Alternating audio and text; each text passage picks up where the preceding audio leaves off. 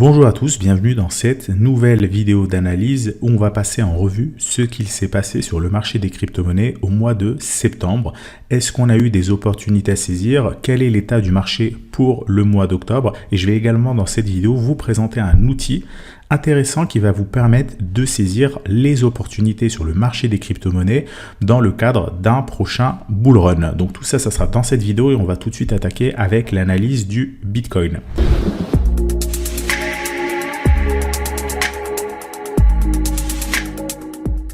Le Bitcoin en unité de temps mensuel, pas grand chose à dire. On est toujours au sein du range. Ici, vous le voyez, si je zoome un petit peu plus, on range entre la borne environ des 58 000 $ et celle des 70 000 $.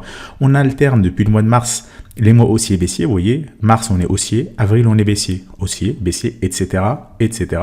Et là, vous le voyez, sur le mois d'octobre, pour le moment, on commence avec un mois qui est légèrement baissier.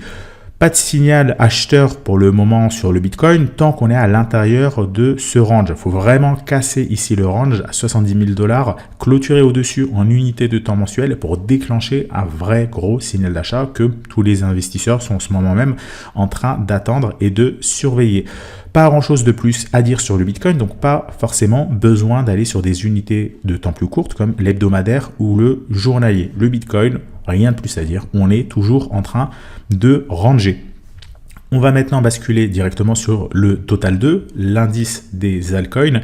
Le Total 2, lui aussi, il range, mais depuis bien plus longtemps. Vous le voyez, on a un énorme range depuis l'année 2021. Si on zoome, on avait ici, sur l'année 2022-2023, un range. On l'avait franchi ici par le haut.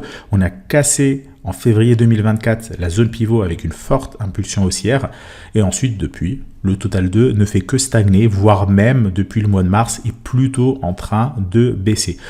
En ce moment, on a bien rebondi sur la zone pivot. Vous le voyez, on s'est arrêté une fois, deux fois, trois fois sur cette zone pivot. Pour le moment, ça tient. On semble vouloir repartir à la hausse. Vous voyez que le mois d'octobre est déjà en train de commencer avec un mois haussier, contrairement au Bitcoin.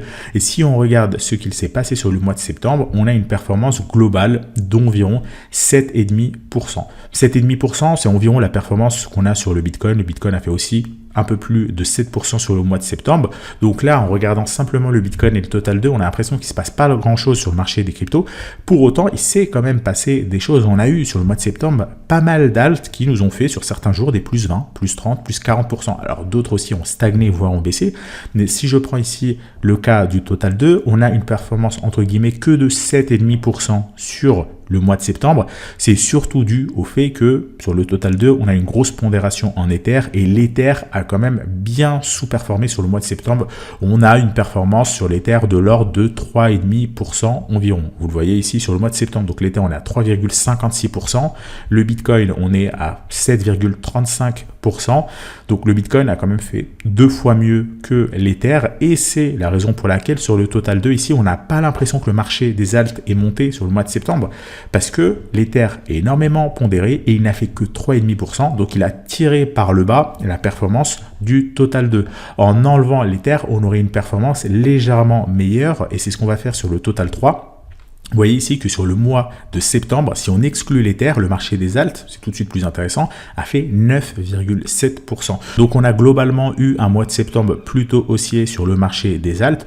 Pas non plus de quoi sauter au plafond, mais quand même, on a une bonne performance sur pas mal d'alts et on va les voir justement pour certaines d'elles en détail dans quelques instants. Donc je vous le disais, Total 2, pas grand chose à dire. On rebondit sur la zone pivot. A priori, ça semble bien repartir à la hausse. Donc, on devrait s'attendre d'ici la fin de l'année à un trimestre qui soit haussier. Donc, c'est quand même assez prometteur sur les alts. Si on regarde le Total 3, on a sensiblement le même setup. On a rebondi ici sur la zone pivot et on semble être en train de se diriger vers la résistance. Donc, pareil, on devrait avoir a priori une fin d'année 2024 assez haussière sur le marché des crypto-monnaies. Si on regarde l'Ether, lui est déjà un petit peu plus à la traîne. Vous voyez, il a pas mal corrigé. Là, il a vraiment du mal à vouloir repartir. Donc, aujourd'hui, il vaudrait peut-être mieux se concentrer sur les alts plutôt que le Bitcoin ou l'Ether. Ce qui n'était pas forcément le cas jusqu'à présent, où on avait plutôt un intérêt du côté du Bitcoin qui avait surperformé les alts. Maintenant, on va passer à l'outil que je voulais vous présenter pour saisir les prochaines opportunités sur le marché des alts. C'est tout simplement le dashboard CryptoTrader qu'on vous propose. Alors, je me suis rendu compte dernièrement que certains d'entre vous ne savaient pas vraiment ce que c'était CryptoTrader et ce qu'on faisait. En fait, c'est assez simple, hein. CryptoTrader, c'est tout simplement un outil qui va vous permettre de suivre notre stratégie de trading de façon automatisée. Nous, on propose une stratégie de trading où on investit sur un certain nombre de crypto-monnaies, on gère un portefeuille et vous pouvez le suivre en vous connectant par clé API avec les exchanges qu'on propose, du Binance, du Kraken, etc. C'est aussi simple que ça. Et lorsque vous accédez à notre stratégie, vous avez également accès à notre dashboard qu'on avait jusqu'à présent proposé en V1. On a récemment sorti une mise à jour V2 avec pas mal de choses assez intéressantes. Globalement, ça ressemble à ce qu'on avait avant d'un point de vue design. Par contre, derrière, les fonctionnalités, le calcul des signaux est quand même beaucoup plus poussé. On va justement passer en revue aujourd'hui le dashboard et voir les opportunités qu'on a aujourd'hui même, qu'on pourrait saisir pour les jours à venir. Alors, ce dashboard est extrêmement simple d'utilisation. Il s'actualise une fois par jour et vous donne une notation des crypto-monnaies, lesquelles sont intéressantes à l'achat et lesquelles ne le sont pas. Première nouveauté qu'on a ajoutée, c'est déjà le nombre de crypto-monnaies qu'on propose. Vous voyez quand même qu'on en a pas mal ajouté ces derniers mois et encore plus avec la mise à jour. On a des crypto-monnaies quand même assez récentes. Mine de rien, on a du SUI par exemple ici, on a du Tao, on a du TIA qui n'étaient pas jusqu'à présent présentes sur le dashboard.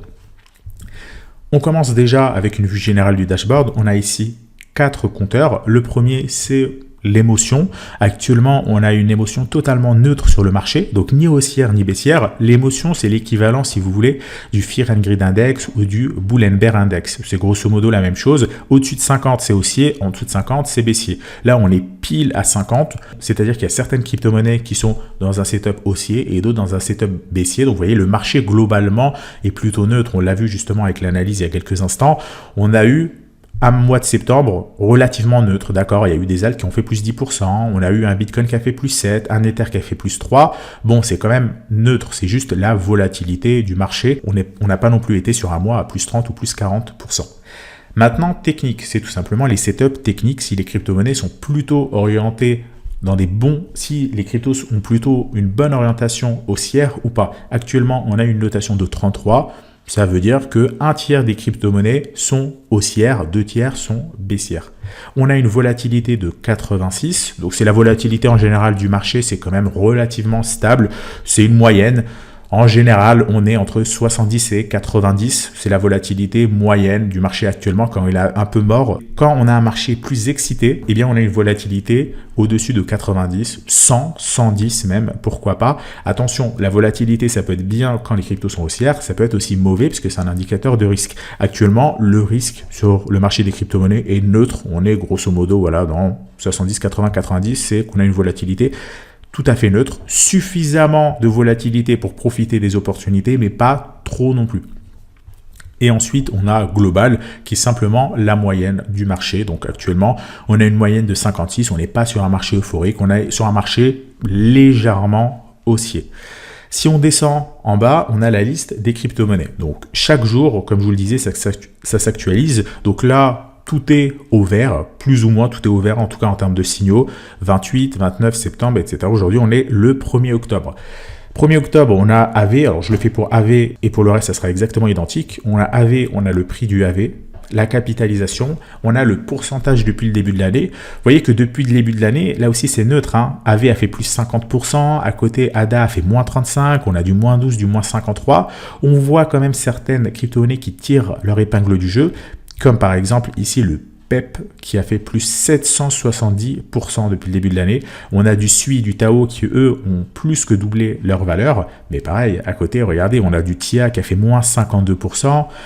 Ici du Atom moins 53%. Donc voilà, grosso modo, on est vraiment sur un marché neutre. Certaines crypto-monnaies sont haussières, certaines baissières. Donc c'est vraiment important de se focus sur les crypto-monnaies les plus intéressantes. Parce que si vous achetez des crypto-monnaies aléatoirement, soit vous allez avoir un peu de chance, vous allez vous positionner sur celles qui vont le plus performer et avoir doublé votre capital depuis le début de l'année, ou bien vous aurez fait un panier moyen de certaines qui performent et d'autres qui ne performent pas. Mais à contrario, vous pouvez aussi avoir moins de chance, acheter que celles qui vont perdre en valeur et vous retrouvez avec du moins 53, du moins 45% ici, etc., etc. Donc c'est quand même important de sélectionner les bonnes crypto-monnaies, celles qui ont le momentum. Et cette notion de momentum, je vais pas mal la détailler dans les prochaines vidéos parce qu'elle est extrêmement intéressante et c'est justement sur ce concept-là qui est basé cette nouvelle mise à jour de dashboard, le fait de se positionner sur les crypto-monnaies qui ont le plus de potentiel d'exploser. On a ensuite ici le prochain support, donc pour ceux parmi vous qui tradent à la main, qui veulent positionner des supports ou des résistances, on voit par exemple si on prend le Bitcoin, que le prochain support sur le Bitcoin est à 49 000 $ et la prochaine résistance est à 70 000. Tout ça c'est dans une optique swing trading évidemment. Comme je vous le disais, si on casse les 70 000, 80 $ pour être précis, ça va donner un signal d'achat sur le Bitcoin. C'est une zone, hein. Ça peut être 70 000, 71 000, 72 000, grosso modo, c'est une zone. On a ensuite ici la volatilité annuelle. Ça va vous donner un niveau de risque sur l'actif que vous allez vouloir acheter. Plus la volatilité est basse, moins l'actif est risqué. Mais à côté, moins on a aussi un potentiel de hausse. On prend quelques exemples. Vous voyez qu'ici, parmi les actifs qui ont la volatilité la plus basse, on a du Bitcoin, justement à 54%. C'est la moyenne. En moyenne, la volatilité annuelle du Bitcoin oscille entre 50 à 60%. Donc là, on est vraiment sur une moyenne pour le prix historique du Bitcoin. Si on descend plus bas, on a même des crypto-monnaies qui ont une volatilité plus faible, comme ici le Tron, 42%. Attention, ça ne veut pas forcément dire que le Tron est moins risqué. Ça veut surtout dire qu'il a une volatilité ces derniers mois qui est plus faible que celle du Bitcoin, probablement parce qu'il a stagné. On peut aller regarder sur le graphique sur TradingView. Hop là, si je dézoome, et effectivement, on voit que le prix du Tron n'a pas énormément bougé. Je suis sur l'unité de temps mensuel. Vous voyez que depuis ici 2020-2021, on va prendre ici mars 2021, on était à 9 centimes. Là, le Tron est à 15 centimes. On a fait un peu plus de 50% en 3-4 ans. Bon, c'est pas non plus énorme. Et si on regarde à plus court terme, par exemple, depuis le début de l'année, on a ici le Tron qui valait environ 11 centimes. Là, il a 15. Il est juste passé de 11 à 15. C'est pas non plus énorme. Donc, on a effectivement sur le Tron une volatilité plutôt assez faible et même plutôt orientée à la hausse. Vous voyez une énorme compression ici, des bandes de Bollinger resserrées. On casse, signal d'achat et là, on surfe la tendance. C'est un peu mou, mais c'est quand même relativement haussier et moins risqué que d'autres alts. A contrario, on a des alts, elles, qui vont avoir une volatilité beaucoup plus élevée. Regardez, par exemple, on en a certaines qui vont dépasser les 100% et du CKB à 163%. 163%, c'est environ 3 fois la volatilité du Bitcoin. Alors, c'est pas que le risque, comme je vous le disais. On peut aussi avoir beaucoup de volatilité parce que ça a pumpé. Regardez, le Bitcoin, depuis le début de l'année, a fait que plus 50%, le CKB a fait plus 38%. Et si on voit en termes de ratio gain-risque, mine de rien, le CKB est intéressant parce qu'il a une volatilité qui est 3 fois plus élevée, donc un risque entre guillemets 3 fois plus élevé que le Bitcoin, mais pour une performance environ 6-7 fois plus intéressante que celle du Bitcoin. Donc le CKB, en termes de ratio risk-reward, c'est pas mal. On peut aller regarder le graphique là aussi. Vous voyez qu'effectivement, ici, si on regarde le CKB avant qu'il pump en début d'année, janvier 2024, on était à 0,3 centimes. Là, on est passé à un peu plus d'1 centime d'euro. Donc on a quand même bien pumpé au niveau du prix. Maintenant, on voit quand même le risque. Vous voyez que ça a énormément chuté avant de remonter. Donc voilà, c'est comme toujours, la volatilité, ça mesure aussi le risque, ou plutôt le risque est aussi mesuré grâce à la volatilité. Et si vous voulez gagner beaucoup, il faut aussi accepter de risquer beaucoup. Risquer moins 95% pour ensuite gagner 650%. Voilà. Après, évidemment, quand ça baisse comme ça, on n'est pas censé garder la position. On est censé évidemment revendre. Et c'est justement à ça que vous sert ce dashboard. On a d'autres crypto-monnaies qui ont eu aussi une volatilité élevée. On voit par exemple le PP qui a 124% de volatilité pour 771% de perf. Et on a les crypto-monnaies que je vous citais tout à l'heure, comme le SUI et le Tao, qui sont aussi assez intéressantes, 135, 121, même ordre de grandeur, et pareil en termes de performance, même ordre de grandeur, 141, 115%. On va justement maintenant passer à quelques opportunités qu'on pourrait avoir sur le marché sur les prochains jours. Et cette information nous est fournie avec la dernière colonne, la notation ici sur 100. Vous voyez qu'on a des crypto-monnaies comme le AV qui ont une note de 11 sur 100. Donc 11 sur 100, c'est pas une très bonne note, évidemment, c'est même plutôt une mauvaise note. C'est-à-dire que le AV, d'un point de vue signal d'achat, est pas très très prometteur. On en a d'autres qui sont dans un état bien plus pire. Le BNB, par exemple, qui est carrément à 0. On peut aller voir le BNB, pourquoi il est à 0 sur le prix. Hop. Voilà, tout simplement, le BNB à 0, tout simplement, ce qui bouge pas. En fait, il fait du surplace depuis le mois de mars, donc on n'a absolument pas de signal d'achat. Et si on se positionne maintenant sur le BNB, on peut aussi prendre le risque de rester comme ça pendant des mois et des mois, absolument rien faire. Le BNB est limite un stablecoin finalement depuis le mois de mars. Vous voyez, là, ça a bien consolidé. On a eu un signal d'achat là. On est sorti des bandes de Bollinger, mais depuis, absolument rien. Donc le BNB a surveillé, mais pas de signal d'achat à l'heure actuelle. Donc ça, c'est pour les crypto-monnaies qui ont une mauvaise note. On a, vous voyez, du 0, du 1. Le Bitcoin, on l'a vu tout à l'heure, il a une note que de 1. Là aussi, un peu comme le BNB, il est stable, il fait pas grand-chose. Donc tant qu'on n'a pas cassé la résistance, pas grand-chose à faire. A contrario, on a des crypto-monnaies quand même beaucoup plus prometteuses. Par exemple, ici, le Shiba qui est à 100. On a également du SUI, du Tao. On peut aller regarder, par exemple, le SUI pour voir un petit peu sa configuration graphique. Et vous voyez que le SUI, là effectivement, ça n'a rien à voir avec le BNB ou avec le BTC. On est plutôt dans un setup haussier. Et on a bien corrigé, on est monté. On a recorrigé, on est monté. On va aller sur l'unité de temps hebdomadaire pour avoir un petit peu plus d'informations. Vous voyez qu'effectivement, ça fait 5 semaines consécutives sur le SUI qu'on enchaîne une hausse. Hop là, si on regarde depuis le point bas ici, on a fait plus que doubler la valeur, on a fait un x2,5 en l'espace de 5 semaines, en un peu plus d'un mois. Donc clairement, là, le setup sur le SUI est intéressant. Alors, il est déjà, le SUI a une note de 100 depuis un moment. Vous voyez qu'il est dans le vert depuis un moment. Alors attention, il faut quand même regarder cette note. Cette note synthétise beaucoup d'informations. Il ne faut pas juste regarder ici si c'est haussier ou baissier. On peut avoir des crypto-monnaies qui sont haussières, mais qui ne vont pas forcément donner un signal d'achat. Typiquement, le Bitcoin et le BNB, on ne peut pas dire qu'elles sont baissières à long terme, même à moyen terme, elles sont plutôt haussières. À court terme, par contre, elles rangent. Donc, elles sont considérées comme haussières. Par contre, elles ont une mauvaise note.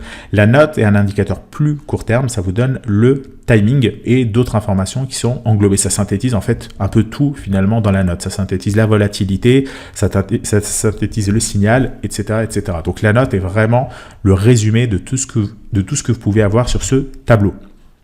Donc on a vu le SUI qui a une note de 100, donc clairement le SUI, même sur l'unité de temps daily, on ne fait que monter depuis des semaines et des semaines. Est-ce que maintenant c'est le bon moment pour acheter? Pas forcément. Le meilleur moment pour acheter, c'est plutôt lorsque sur le tableau vous avez justement un passage de neutre à haussier. Vous voyez par exemple que MKR est neutre, s'il repasse haussier avec une bonne note, là ça va être intéressant. Le tableau n'est pas compliqué à utiliser, il faut juste un petit peu de pratique pour pour comprendre en détail comment il fonctionne. On va maintenant conclure avec une dernière crypto-monnaie qui est le Tao. Donc on va aller regarder, étant donné qu'il a une note sur 100, est-ce que le Tao est intéressant? Si on commence déjà avec l'unité de temps mensuelle, bon ici on n'a pas beaucoup d'historique, on a quand même eu sur le mois de septembre un plus 105% sur le Tao. Vraiment intéressant. Et encore une fois, le dashboard l'avait déjà repéré depuis plusieurs semaines. En unité de temps weekly, pareil, très bon setup. Ici, un range magnifique, signal d'achat mi-septembre. Et si on bascule sur l'unité de temps daily, vous le voyez ici, une magnifique résistance. Et à ce moment-là, on sort des bandes de Bollinger, signal d'achat. Et donc, le Tao, depuis son signal d'achat, a fait environ 60% de hausse. C'est ce que je vous disais en début de vidéo, on a des crypto-monnaies qui font pas grand-chose, comme le Bitcoin, le BNB, on en a d'autres carrément qui sont baissières, et on en a d'autres comme le Tao qui donnent des signaux d'achat. Et là, il faut essayer de se positionner dessus. Donc, encore une fois, c'est vraiment un outil puissant, ce dashboard, qui va vous permettre de vous positionner sur les cryptos qui ont le plus de momentum, le plus de potentiel à l'achat. Et vous voyez que c'est quand même difficile de sélectionner tout ça à la main, parce qu'il y a quand même pas mal de crypto-monnaies. Le dashboard fait tout ça directement en un clin d'œil. Imaginez si vous devez aller faire une analyse sur toutes les crypto-monnaies pour finalement vous retrouver avec des mauvaises notes. Là, le gros avantage, c'est que vous pouvez directement repérer celles qui ont le setup le plus intéressant. Ça ne veut pas dire qu'il faut aller l'acheter, mais il faut au moins aller regarder d'un point de vue graphique ce qu'il se passe. Il y a peut-être une opportunité intéressante qui est en train de se dessiner. Vous voyez par exemple actuellement au moment où j'enregistre cette vidéo, on a du NIR, du PEP, du Shiba, du SUI, du Tao. Encore une fois, elles ont une note de 100 sur 100 déjà depuis un moment. Mais on n'est pas à l'abri que par exemple le BNB se réveille. Et auquel cas, on n'aurait plus une note de 0, mais progressivement peut-être de 20, de 50 ou même peut-être directement de 100 en fonction de la puissance du signal d'achat. Donc voilà par rapport à ce dashboard que je voulais vous présenter. Si vous voulez y accéder, le lien se trouve dans la description. En fait, vous y accédez en devenant membre de CryptoTrader.